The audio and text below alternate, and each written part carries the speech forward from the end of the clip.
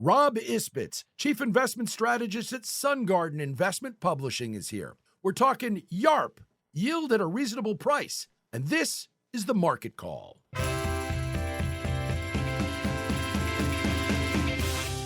Welcome to the Money Life Market Call, the part of the show where we talk with experienced money managers about how they do their job, what they look for that determines their buys and sells, what they see happening broadly on the market, and how they put it all together. Returning to the Market Call today, Rob Isbitts. He is co-founder and chief investment strategist at Sun Garden Investment Publishing, which you may know because he's also the founder of ETFyourself.com, and you can go check that out if you're looking for ETF investing. But Rob, well, his background's interesting because he's a former investment advisor working as a fiduciary who sold his practice a few years ago to focus on investment research. And with that, he created the Isbitts ratio, and it's a really interesting take on dividend investing. And it's focused on YARP, yield at a reasonable price, not growth at a reasonable price, yield at a reasonable price. If you want to learn more about it, well, there's plenty of stuff that's going to help you kind of implement this for yourself at sungardeninvestment.com. Rob Isbitts, it's great to have you back on Money Life. Thank you, Chuck. Great to be here. You know, I'm a big fan of the show, listen almost every day, and appreciate you having me back. Glad that you are here. You know how this works. We always start with methodology. We are focused on YARP today. So explain yield at a reasonable price and how it works and how you define reasonable, and maybe a little bit of why it's not growth at a reasonable price. Sure. So it starts with the fact that I've been managing money professionally for over 30 years now. And several years ago, my then teenage son was interning with me for the summer. And I asked him a question that I would think any teenager would love. I said, can you go back over maybe the last 10 years of my stock picking and tell me everything I screwed up and how to make it better? And like his dad and my dad before me, you know, we're quants at heart. So he went back and did it. And long story short, we came up with a methodology that we call yield or reasonable price. It will soon be trademarked. It will carry a registered trademark. And it's a methodology that looks at the history of a stock's dividend as basically a valuation and momentum indicator. So think of it this way. And, you know, I have a lot of ETF background, obviously, with ETF Yourself and all that, and a lot of the writing I do.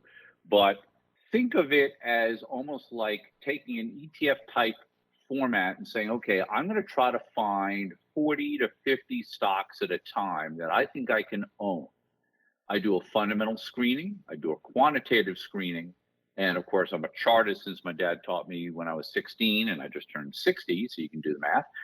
So with all that time as a chartist, I wanted to apply my chart work not to trying to make the most money all the time, but to trying to bring regular dividend income. And so what YARP does is it takes a look at 7 years of dividend history on any stock that pays at least a decent yield. I mean, 2% or higher typically.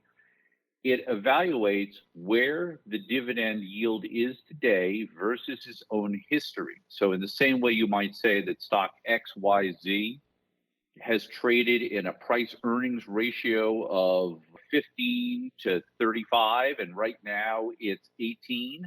Well, it's relatively cheap based on its own history.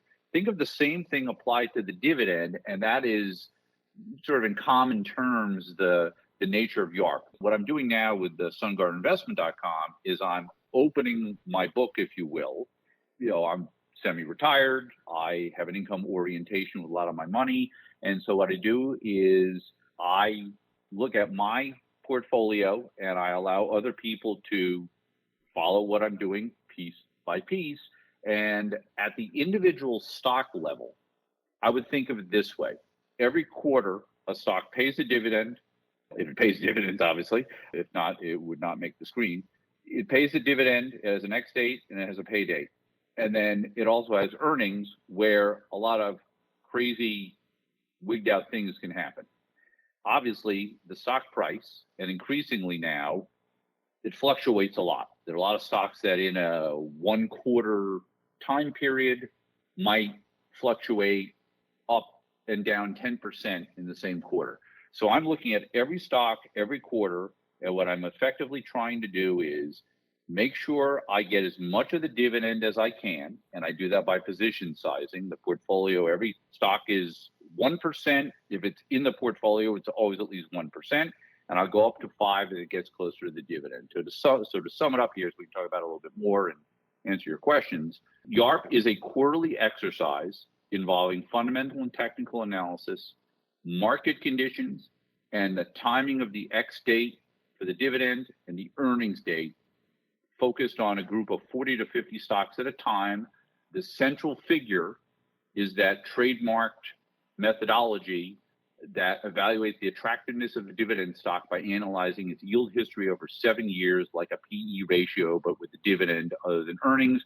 And then in the portfolio, I also supplement it with put and call options on major indexes, some higher yielding ETFs, because I think we all know that stocks en masse can go down sharply over periods of time. And so I want to have the bottom protected.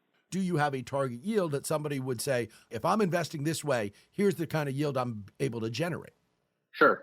So there's a lot of quantitative that goes behind this. And the bottom line for me is I ran this very briefly as a sub-advised mutual fund several years ago, but it was really in its infancy at the time.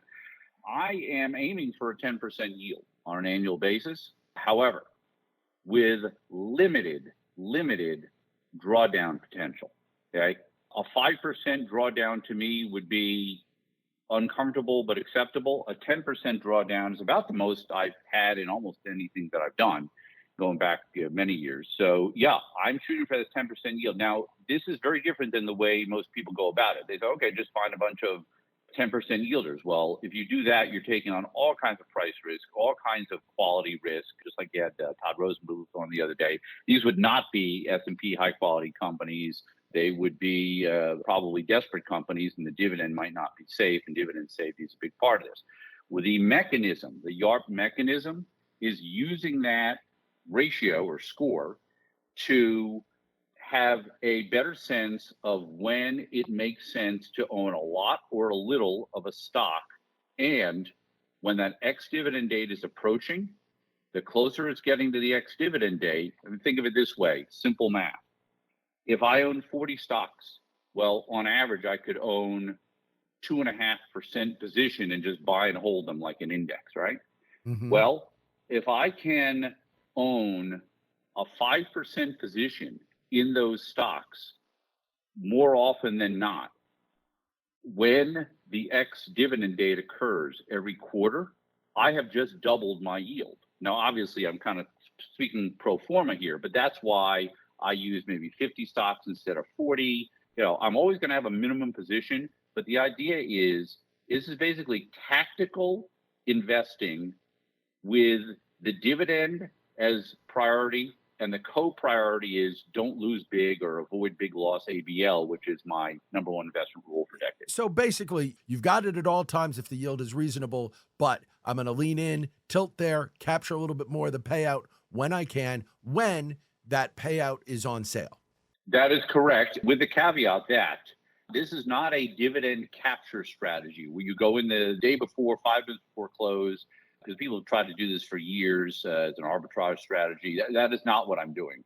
I look at every stock every day, and look, my preference would be, okay, if a stock yields, let's say 4%, I think the average of the portfolio is a little bit under 4, but if a stock yields 4%, but it's a rocket ship of a price mover, I'm not going to sell it. If we get to a point where dividend stocks are roaring and they're producing double-digit returns, I will de-emphasize the yield and I'll take my 3.5%, 4.5% yield with a little bit of rotation, but I'll let the stocks run. See, what I'm trying to do basically is shrink the range of possible outcomes. That's always what I've done as an investor, but now in semi-retirement with my own cash flow from my built-up portfolio, this is how I am doing it. So we're going for a 10% target yield. However, if we don't get the 10% target yield, the goal is still do not lose big at any point in time get as much of that 10% or more yield as you can. And if we're not getting that yield, there's a good chance that either the market is crashing, we're protecting with the tail risk, put options and such, and the tactical management, not holding a lot of 5%ers, holding a lot of 1%ers, as I do now, by the way, and then kind of taking what the market gives us, which I think is all you can do in modern markets. They just work differently. Well, let's talk about what the market is giving you in terms of what are the stocks, a couple of names that are poster children for the methodology right now. There was actually, this is a perfect example, and I'm sure you had some guests talk about it on the show. The idea that utilities all of a sudden became, in some people's eyes, AI plays. I obviously follow the news and the markets very closely. However, ultimately, after 44 years as a stock chartist, I look at it and I say, why do utilities and REITs to an extent look like they're going to be just busting out in price? And so those became a lot of the early 3, 4, 5%ers in the portfolio. Entergy would have been a good example.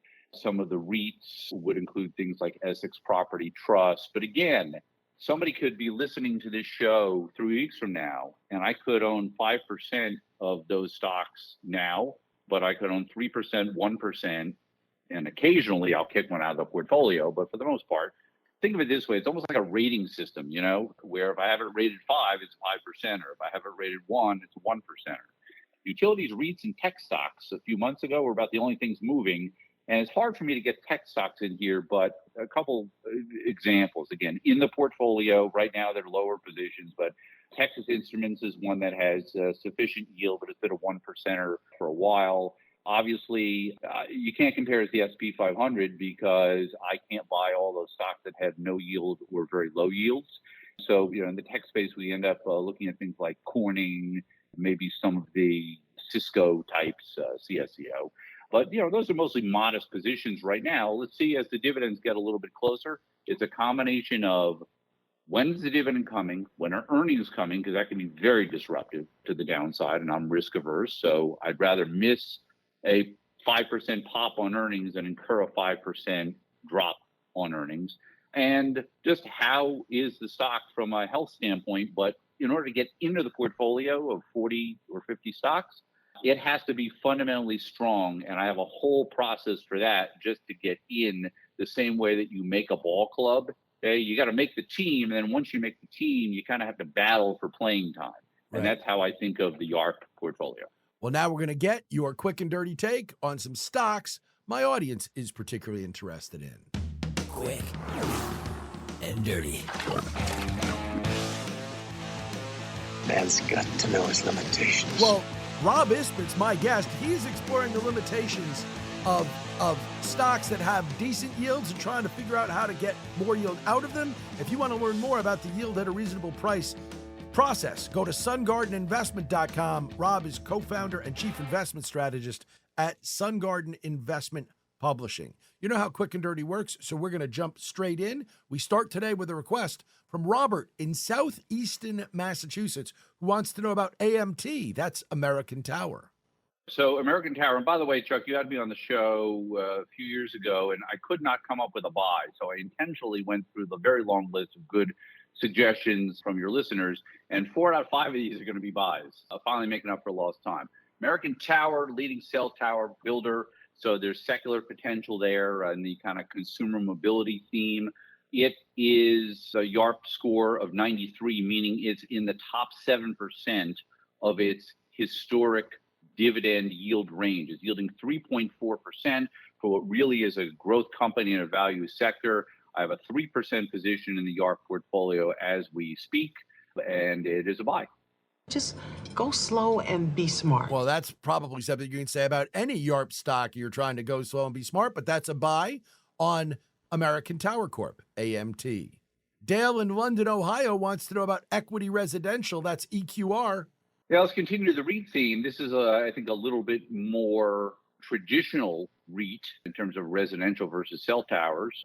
I initiated it as a 1% position back in April, raised it to 5, qualified for the dividend. Still looks pretty encouraging next 3 to 6 months. but it's a tricky market, so I could tap the brakes anytime and knock it down to 3. But for right now, it's one of my biggest positions. It's got a YARP score of 53, meaning it's right around the middle of its 7-year dividend yield range. So it's not undervalued, but I'll let the chart guide me. For purposes of buy, sell, or hold, consider it a buy. It's a big position for me. There's no place like home. Yep. And if there's no place like home and you're looking for REITs that go into the home side of things, EQR, Equity Residential, is a buy. Richard in Chula Vista, California wants to know about International Business Machines. That, of course, is IBM. Yes, the Beamer, as they call it, right? Big Blue back in the day. Yes. So I love owning Dow Jones stocks. However, a lot of them stink right now, but this one is getting close. I don't own it yet. It's coming off a steep drop in the last earnings report. If I do add it, it'd be a 1% position. Then I'll see the earnings. And if the earnings are done and the X date's coming, maybe I raise it if warranted. So I'm going to call it a buy, though I don't technically own it yet, but it's kind of on the periphery, kind of waiting to get in the game. Let's call that a soft buy or a cautious buy. Buyer beware, dude. On IBM, International Business Machines. Stephen in Flower Mound, Texas wants to know about Coca-Cola, which, by the way, is in my portfolio. And it's in mine too. It's another Dow stock as well. It's a 2% position. So, I do a lot of 1%, 3%, 5% position sizing. That's so important to what makes this portfolio go. So when it's a 2, it's kind of telling you, it's not exactly making the grade at the 1%, and it's not kind of a average position at 2. It's somewhere in between. I have not had a Coke in years. I used to live on it, and I switched to Starbucks, which, by the way, is also in the portfolio. But Coke stock, it's solid. It's a 3% yield. It's got a YARP ratio of 70, so it's in the upper third of its dividend range the last 7 years. So bottom line, it was good enough for Ty Cobb to make his fortune years ago. We'll talk about that story another day. And it's good enough to be in my portfolio at 2%, so we'll call it a buy. That is a buy. On Coca-Cola, KO. Sounds like the opportunity of a lifetime. I still drink Coca-Cola, but it's always the zero sugar kind, and I don't drink very much of it. But as for Starbucks, which, by the way, was a buy in there. Wake up and smell the coffee percolating. Yeah, I still don't drink coffee regardless. And last, for Gil in Buffalo, Walgreens Boots Alliance, WBA. You didn't think an investor that thinks risk first, like me, was going to have 5 buys out of 5. So Walgreens is not only not in the portfolio, I'm using it as an example. This really, Chuck, was the poster child for the too cheap to ignore, but I ignored it. I'm glad I did. And I will tell the audience, let this be an example in the modern investment world we live in of what can happen to any stock if you just say, I'm going to buy great companies and hold them. I'll just collect my dividend. Stocks have too much downside inherently. Doesn't matter what stock it is. There's just too much risk and you have to dance around it. And that's why YARP and tactical investing is my thing. Walgreens was $85 in 2018. It was $55 in early 2022. It closed on Wednesday, that'd be July 3rd, 2024, at $11. I looked this up for the show. As of 3 months ago, Walgreens and its predecessor company have paid a dividend for 91 straight years. So this whole dividend aristocrats thing, I think, is a false flag. I think it suckers people in. I think dividend investing is different, and that's really why I created it and am talking about YARP. So anyway, there's definitely a sell on Walgreens because who knows how low it can go. Just thinking about this gives me a headache. So we better end the interview so we can go to Walgreens to pick something up for that thing. There you go. So what is your major malfunction, numbnut? Well, you just heard the major malfunctions that are there with WBA, Walgreens Boots Alliance. That was a sell. Put that one on the psycho list. And yeah, we can put that one on the psycho list. But if you want to learn more about the lists that Rob is talking about, the stocks that are there, sungardeninvestment.com is where you go for that. By the way, he also still has ETF Yourself. So etfyourself.com if you're looking for more information on ETFs. Rob Isbitts is Chief Investment Strategist at Sun Garden Investment Publishing. He's on Twitter or X at Rob Isbitts. Rob, always great to chat with you. Thanks for joining me. Thanks a lot, Chuck.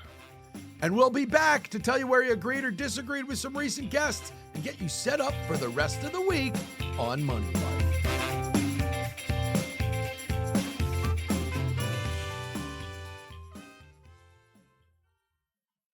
Rob Isbitts, Chief Investment Strategist at Sun Garden Investment Publishing, is here. We're talking YARP, yield at a reasonable price. And this is the market.